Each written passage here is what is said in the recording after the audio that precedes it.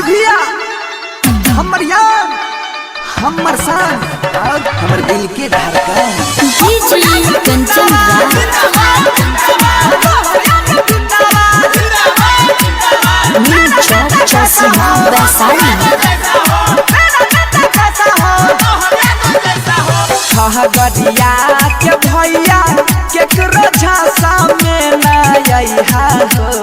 भाई अर्जेंट भाई नीरज दिमाग बताओ ना गड़िया के भैया केकरो झांसा में न आइहा हो भाई केकरो झांसा में न आइहा हो भाई हो चाचा कोई चीज छापो पर कैसे के मोहरा लगई है हो भाई ओ भैया मनोहर यादव के अबरी विधायक बनई है हो भाई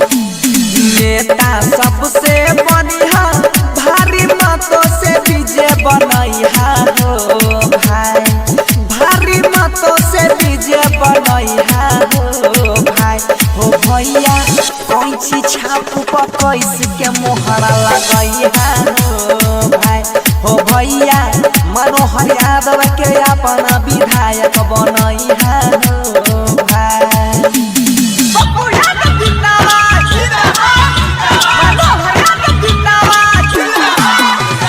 जी कंचन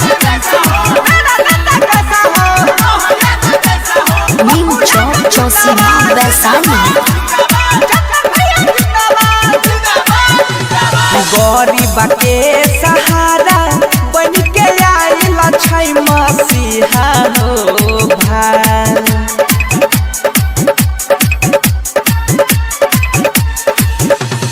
गरीब के सहारा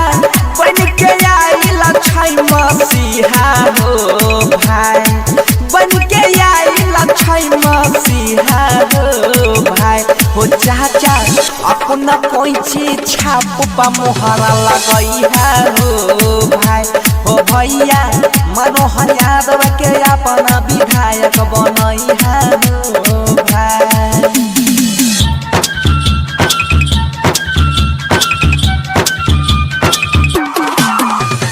जी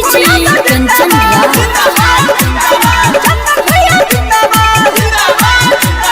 न्यू चौक चौसीमा वैशाली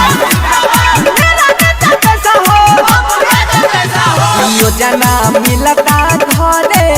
घरे होता सबके विकास होने